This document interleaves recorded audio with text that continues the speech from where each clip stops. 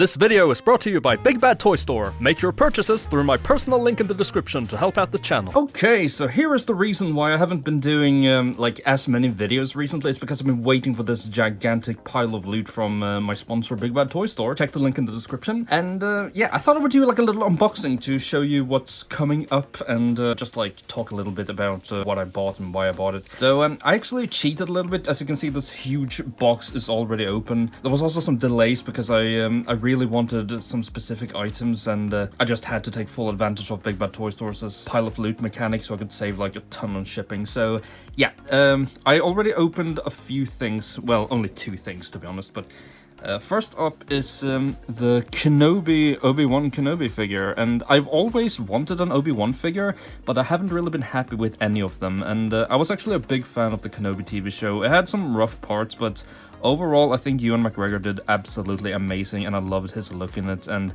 this Black Series figure is just incredible when it comes to likeness. I also like this more like hermit outfit he's wearing. I might want some more traditional Jedi robes for him at some point, but just like this head sculpt is phenomenal. I wasn't really sure if I needed to repaint it or not, seeing stock photos, but honestly I don't really feel the need to. I might do some slight touch-ups, but I am not really sure. Second up is, we'll just put him here for now. Second up is, I also got the Kenobi Vader figure to go with him. I already have a Vader figure. It's a custom Empire Strikes Back Vader. I kind of just wanted like a Vader who's depicted as just being Hayden Christensen, because I think he was really, really good in the show. And I don't know, I think this figure is absolutely gorgeous. All the joints are super stiff. Like usually on the Black Series Vader figures, the joints tend to be a bit loose, but this guy is solid. Like especially his neck joint, it's like super solid, and it really keeps this cape in place. Like it pretty much nails it down. Look how nicely it flows too. I might do a change and change like the top of his helmet with the Bandai Model Kit Vader, but I am not really sure about it quite yet. But anyway, beautiful, beautiful Vader figure. So moving on from the things I've already like looked at for myself, we can open up the box a bit further. This box is massive, by the way. So yeah, we have the Arkham City McFarlane Penguin. I think he looks pretty rough, honestly. I was hoping he'd be able to replace my custom Arkham City Penguin, but he is just really, really tall. I don't really like the scale McFarlane is doing their figures, and they're just like a bit too big. But I'll do a comparison video with this entire wave, and then we'll just go from there. I also really wanted this Solomon Grundy. A lot of people complain that he's really short, and yes, he is probably just like half the size he's supposed to be, but he's still like massive in comparison to other figures. And I never really liked in Arkham City how Grundy was like 12 feet tall. I'm comfortable with Grundy around like 8 feet, I think. So the size really doesn't bother me here. Moving on, we have the Last of Us 2 Joel and Ellie 2-pack.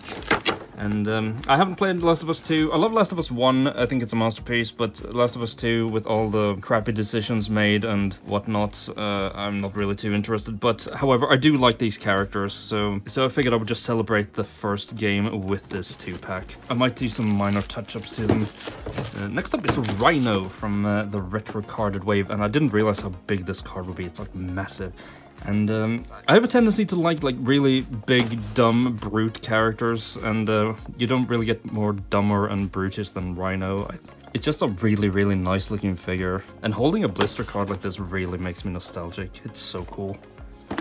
Here we have Storm Collectibles King from Tekken 7. I really like fighting games in general. I've never been too good at them. The best I am is probably at Street Fighter. But King is a character who very much fascinates me because he's even more of a grappler than Zangief. Unfortunately, I've never been particularly good with King. I find him a little bit too complicated, but maybe in Tekken 8, who knows? But I've always really, really liked King, and I kind of just wanted him to be able to pose next to my Zangief figure. Yeah, Storm Collectibles, you can't really ever go wrong with them, to be honest, especially not for like really big characters. So here we have the Thor Love and Thunder Ravager Thor, and I still haven't seen Love and Thunder. I don't particularly care for it, but this Chris Hemsworth likeness is phenomenal. So I'll probably just do a head swap with some random Thor body I have lying around. So here we have the GI Joe Spirit Iron Knife. And why am I buying this, you ask? Well, I'm buying this just for Eagly. So if you remember a while ago, I made a Peacemaker custom figure, and basically I just wanted an eagle. And this guy comes with a fully articulated eagle. Well, fully articulated, he comes with like an eagle with somewhat articulated legs and wings and maybe a head. I don't really know. Is there a joint in there? Oh yeah, there looks to be a ball joint in there.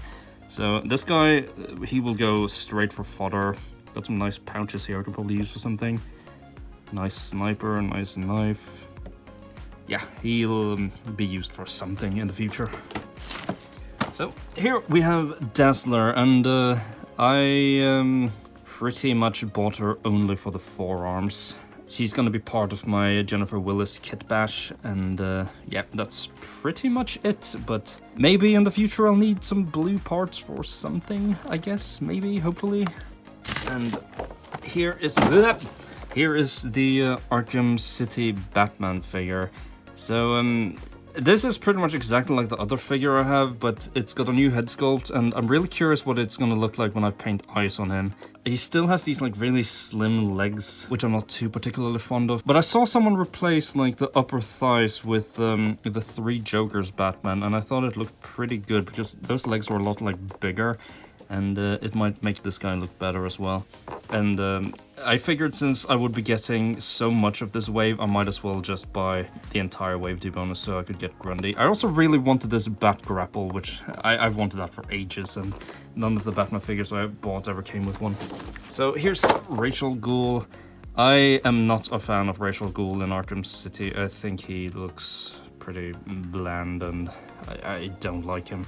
But I needed him for the arms. These chains on Grundy's arms looks terrible. I will probably replace them with real chains. But yeah. Next up is Catwoman. So can I just say that this head sculpt is absolutely gorgeous. This is probably the best looking Catwoman we've ever gotten. But the body, I'm not really a fan of this huge diaper they gave her. I was thinking maybe doing a head swap with the Arkham Knight Catwoman figure. We'll see if I can get one of those for cheapish. Needed the torso for Grundy, and I pretty much only wanted the figure because it's a really nice looking head sculpt. Oh! Heavy stuff here. So here is Killer Croc from Arkham City yet again, or is it Arkham? Oh, it's Arkham Asylum actually, but he didn't really change. He just got rid of the chains. I am planning on doing a comparison video with the DC Direct figure, but honestly, I think this guy looks really, really good. I'm not really sure about these knee joints. I think they might look a little bit too extreme, but I think the head sculpt is absolutely brilliant. He's gonna need some repainting, like his chest needs to be a little bit more yellow, and I don't know. We'll see, because I would much prefer this figure over the DC Direct figure if the jaw was articulated, but it's not. So yeah, we'll see how that measures up in the end. And then finally, we have the McFarlane Black Adam figure. I watched this movie, and it was actually better than I thought it was going to be. I thought the action scenes were absolutely fantastic. Pierce Brosnan as Dr. Fate was incredible, and I think The Rock did pretty good as Black Adam. I'd have preferred it a little bit if he had an accent, but I guess I'll just take it. But yeah, this figure looks really, really nice. I might have to repaint the face a little bit, and I definitely need to repaint the lightning bolt to give it a little bit more accuracy in comparison to the movie, but yeah, looks really, really good. So that was my little preview of things to come, so just stay tuned and I will get back to you with more videos soon. Thank you for watching and hope you enjoyed.